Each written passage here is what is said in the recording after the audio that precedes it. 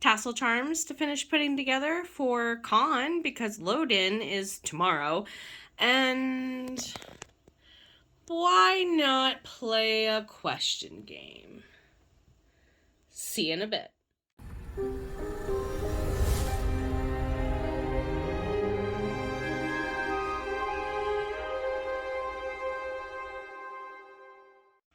Welcome on back, everybody, to the other side of my desk and to my other working table.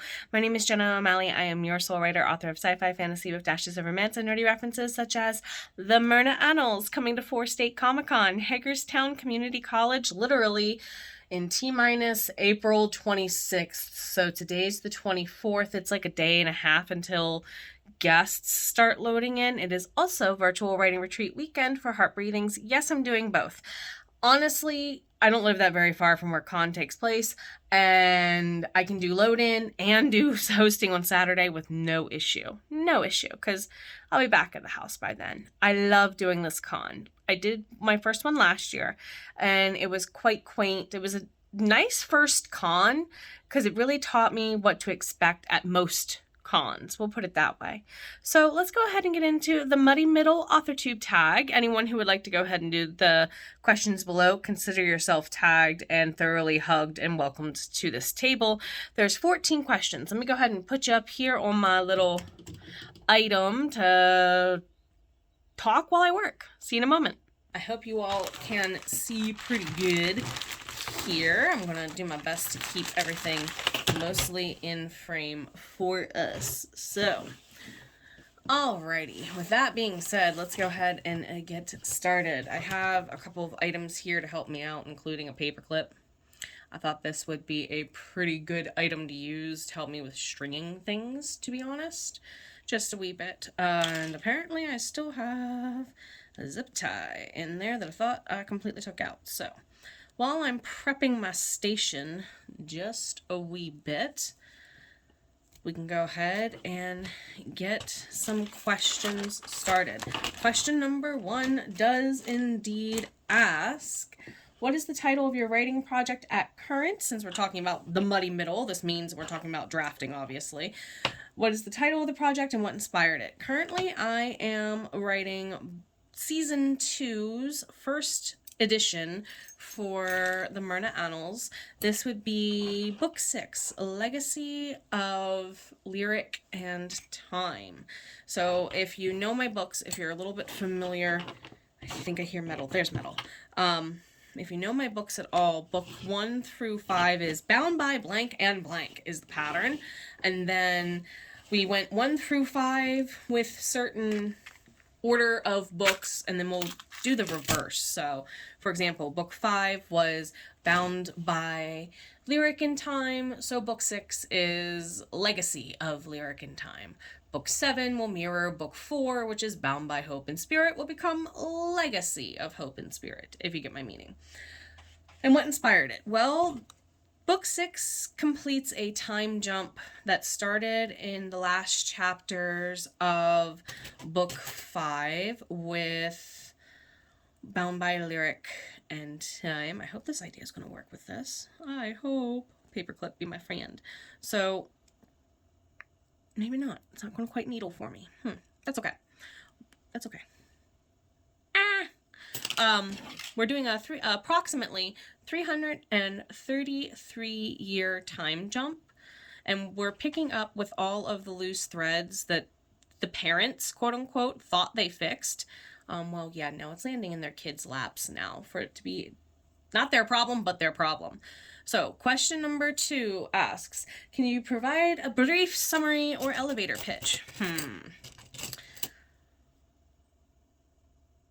Maryland is known for being full of a vast culture and even more vast history. Right underneath their noses lives Myrna Kind's final reaches of a fallen court, learning to hide among the humans that once sought to obliterate them. Now their children find out that magic is returning to this world at the hand of one of their own.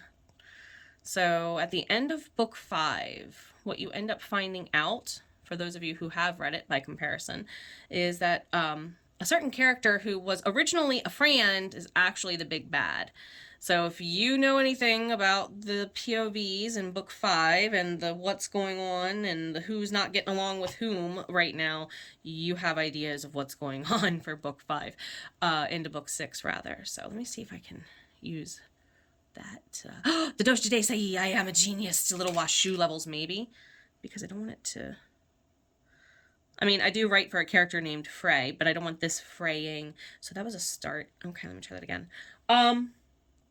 Not the best summary or elevator pitch, but it's a start.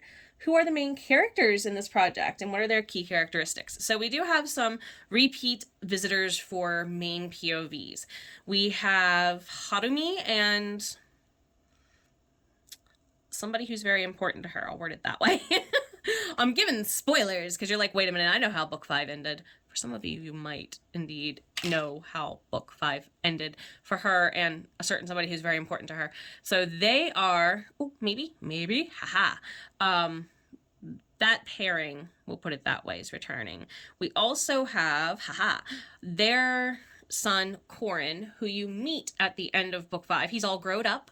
He's so cool. I will say that Frey and Lee did a very good job raising him, word it that way. And we also have a new character. This is the character who will be in all 5 books. Her name is Adira, A-D-I-R-A. And some of you are like, wait a minute. It's another A name. Oh, no, they're all going to Frey on me. No. Okay, I'm upset about this for some of the tasselage. Fraying on me like this. Some of you might be like, is she related to who I think she's related to? I'm not telling. Go read the book when it comes out. So I'm quite enjoying... Let me try this one instead. I'm quite enjoying getting to know these characters. It is set in Maryland. So it's really nice to be writing my home state with these characters literally living and breathing in places I've been. Quite enjoying it.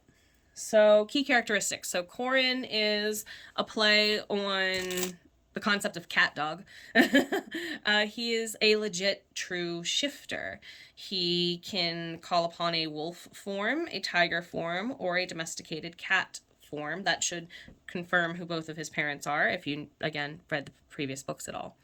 Sorry about that. I had a phone call interruption going on. But anyway, so Harumi is a cat shifter. She's where Corin gets his tiger and cat abilities from, and then we have a character named Snow, familiar character kind of, who is a fallen angel. And then Adira at the moment is human, we'll word it that way. She will eventually be fae, or realize she is half fae. She's a halfling, put it that way. Well, changeling, more like, because she didn't grow up in Marner society. Which that's the big difference between halflings and changelings in my books. Changelings, one spent their youth with, one did not, put it that way. It's kind of a when did you arrive in life? How long have you been with us as a human prior to unlocking that fae lineage? She grew up with the humans. She thinks she's human, put it that way. So, there we go. Question number 4. When and where is your story set, and how does the setting impact the narrative? I alluded a little bit to this previously. It is Maryland. We're talking, some of it takes place in Prince George's County, right outside of the DC area.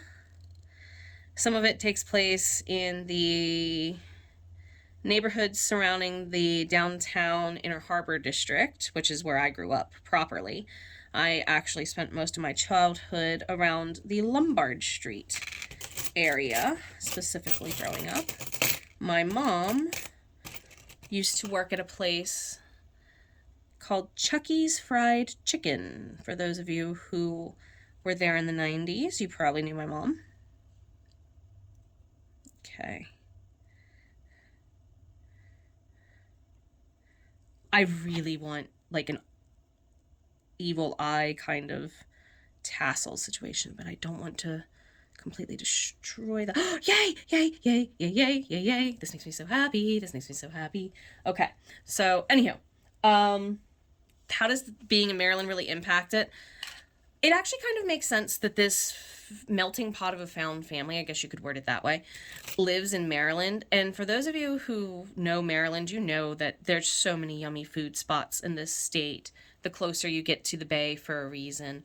I mean, I grew up in a neighborhood where within a single block you could have good old Southern style American cooking from one house, crab cakes from another, a shrimp boil going on in another, Korean barbecue something or other at another, and pierogies. And it's just like I grew up smelling all these yummy foods. And that's kind of the reason why I have the cultures that I do in my books. Like literally my youth, the tastes, the smells, the vibes have been in my books long before the setting was ever, you know, kind of the recent era Maryland, put it that way. What are the primary themes or messages you want readers to take away from your project? As always, there's this concept of being a merry misfit belonging to a found family. That is literally something that carries over from what Madame Malice calls her brigand of merry misfits, her crew of the lusty strumpet. A merry misfit. You are a part of this found family. We do not care who you are, where you're from. Get a little Backstreet Boys sounding here, but put it to, you know, even platonic and family levels. You are part of us. We are part of you. Yes, you belong here. Yes, we want you here. Those themes delve extremely far and deep. And that's kind of something I grew up feeling, but not, like, I felt that more when I lived in a big city. But then when we moved to Cumberland, I felt like such an outsider. And that is something that is definitely explored even deeper into these books. Corin is facing something that everyone thought he was kind of okay with. Corin knows that Frey and Lee are his adoptive parents, obviously. If you know book 3, you know why that's an obvious, because Lee's not able to carry children, put it that way. Lee is able to make children. Lee cannot carry children. So the fact that Corin is, you know, 300 years plus of, I'm an orphan, my mom could have stayed but didn't. Why in all these years did my real mom not want me? All the while, Hatomi's been traveling the realms, spoilers abound, trying to do what she felt in the long run was the right thing to do, and really, maybe not, question mark. That's a different alternate universe realm ripple effect that could be tangented upon and debated upon by fans in the comment box below. But anyway, so there's themes of accepting that magic is found in the mundane. Mind you, there's been 3 centuries of no magic on Earth between book 6 and what happened in book 5 to lead to book 6. So yeah, the group, well, this one's probably gonna be easier. Yes, the group has been tested in learning what it means to be more human-like and to enjoy immortality, but more like a human would, and among humans without magic. Like, most of them have been able to cope, not all of them. And emphasis, not all of them, hence the series Big Bad is who they are. I'll put it that way. Oh, goodness. Okay. Note to me, next time I order charms, order them the next size up. For if I'm going to do them for this, because, yeah, I'm having all the dexterity struggles right now and not liking my wrists at all. My carpal tunnel does not handle this pinch grip for a long period of time. I'm sure there's a tool I could get that would make this a little bit better, like a sewing needle, I'm sure. Okay. Try one more. Okay. Number 7. Did you plot, plan, or pants this project? I was definitely in the planter mode. I have a loose outline. And how is that going for you right now? It's okay. I've just finished writing chapter 14, and it's the first part that I'm actually going to be like, This should have been 2 chapters, not 1. So I'm going to have to split it a little bit, and that's fine. What I'm splitting it to be to where I have another chapter actually gives someone who needed more screen time. So I don't mind doing that at all, because this is a character who deserves more screen time. We'll word it that way. Yeah, that would bug me. Okay, let me see if there's any... this one I could probably do. Anymore. Let's see. How muddy is the middle? It's getting there. I am just about to hit the muddy middle, and if I change something here, it means I actually have to change something not only in book 7, but also that happens in Vitae Elangica's book 1 and book 2. We're reaching the problem I worried about reaching the most with this storyline, because I am trying to make sure the continuity is as spot on as it can possibly be. Maybe. I should not have trimmed my nails. I should have left my nails long for this, I'm realizing now. Okay, backtrack that out. Maybe. As all of my crafting friends are wincing and cringing and going, Jenna, there's an easier way to do this. Share in the comment box below. I appreciate you. If there's a tool I should be using. So, or if you can suggest a specific needle or something of that nature. Number 9. Which characters have thrown wrenches into the plot and who is holding secrets? Adira does not know she's holding secrets. She's about to find out all the secrets about Neftiri, her work wife, though. Adira's full name is Dr. Adira Horowitz. She works at the same university that Neftiri does. It's a fictional university that mirrors where I attended, called Frostburg State University. Go Bobcats! Anyway, and Adira does not know that she's basically a walking secret.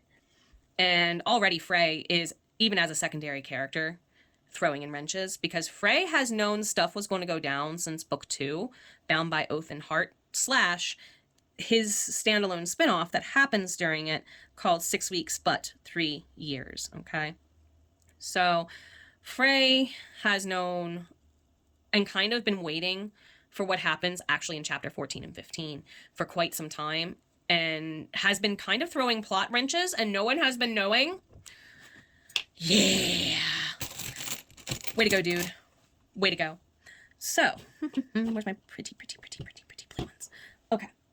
Number 10. How do you handle writer's block or creative challenges during this draft? I am not behind, but behind. I gave myself 2 months to draft this book, knowing that I have given myself the cushion to do so. I did a lot of writing on the side quests over the last 4 years in between writing books 1 through 5. So it looks like I have a ton of new content coming out, but it's actually stuff I've been writing for a long time and just kind of not sure what order to put it out in, and recently kind of reconfigured that thanks to a coach of mine. So thanks to being schooled properly on a fair method to get what was sitting there ready to go, I got it going. So, oh goodness, my hands, they're cramping up again. Writer's block for this project has mostly been from certain characters' perspectives. I'll word it that way. Harumi has been relatively easy to write for now that I'm kind of in her head again. Snow, I'm enjoying. They're okay. Adira and Corin, on the other hand, oh goodness. I'm struggling a little bit to keep them. I think they're bored. I'm not going to lie. I think they, as characters, are like, I know the shenanigans I'm about to get into in upcoming books. And I'm like, yeah, okay, got it. First in the season, not the most glamorous. Let's get through it. So, handling writer's block has been a lot about self-care. I've had some time to where I can actually get, like, surprisingly, for me, a full 8 hours of sleep or more some nights. And some of you are like, Jenna, that's not like you. No, it's not. It's way, way, way, way, way not. So getting proper rest proper sleep has been a huge help to kicking writer's blocks patootie lately for me.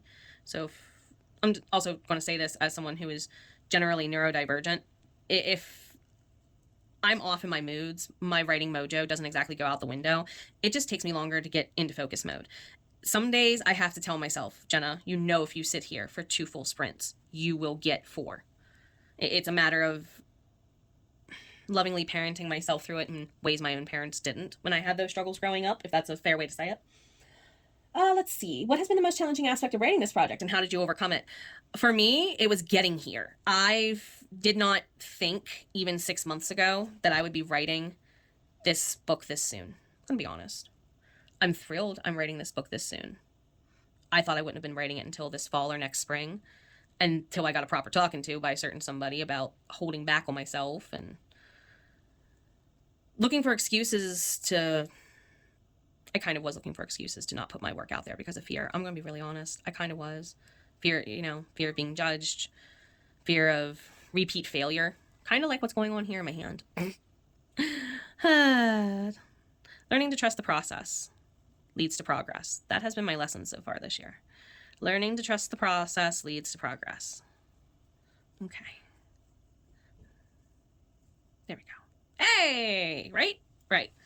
So, 12. Who is your intended audience, and how do you cater your writing to them?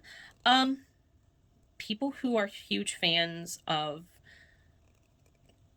J.R. Ward's work, who do not mind worlds where there are multiple people from multiple cultures, readers who love curling up with a blanket, a good warm beverage, and just characters they can fall in love with for a long time. People who enjoy found families, female voices that rarely back down without good reason to do so.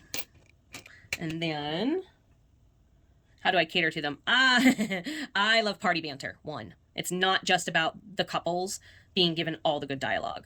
I have party banter love, big time. That's probably in part because of the video games I've played. Looking at you, Dragon Age. Looking at you, Elder Scrolls. I also will admit, I enjoy writing for my looks like a cinnamon roll, but who actually is a cinnamon roll characters. Looking at you, Ian and Bovary. They have been an entire joy unto themselves to write for in ways that I appreciate but did not anticipate, if that makes sense. I have my rough and gruff and tumble and chaotic males, Bjorn, Frey. However, speaking of fraying, I hesitate to deny they exist, but I like writing for the guys who, are genuinely just that kind of guy at heart. I know there's a balance to that as well, and I like to make sure that I do include the balance. So, actually, you know what? I'm going to see if I have some jump rings, because some of these are getting really tiny, and I might use some jump rings from my jewelry kit to make more and put more tassels on. But for now, we're going to go ahead and look at question number 13. Do you have any plans or sequels or related projects? Yes. Of course, season 1 is now out. So we have Pearl and Gold. That's July 7th. That is the novella that takes place right after book 5 from Neftiri's POV. And then, of course, The Winged Ones comes out on June the 6th. And that's a collection of side stories from Arya's POV about him and his personal guards. Vitae Langica is coming out. We have a bunch of side quests coming out before we even get to this book coming out too. Let's see. So, description box below, of course, if you want to go to themyrnaannals.com and check out more about all those books and the merch. Speaking of merch, new witchy-like mugs are up on my website, so go check those out, including Tears of My Characters and Tears of My Readers mugs. And then, of course, question number 14. What have you learned about yourself as a writer through this project? I love writing about my home state way more than I could have ever fathomed that I would. And that's not necessarily a bad thing. I love writing about these characters and finding more excuses to enjoy inviting people into those worlds routinely again and again. So thank you so much for spending some time with me as I went ahead and got enough charms ready to go for that first day to sell. They're going to be $1 a piece because I'm kind of using up old stock of things, so on and so forth and whatnot. And thank you so much for joining me. Above all, please do remember you matter. Above all else, if you made it this far, purple heart in the comments. If you want to use the questions to make a vlog of your own, feel welcome and tagged accordingly. And I'll see you maybe for live streams. Load-in vlog and, con vlog and things included. It's going to be a fun weekend. See you soon.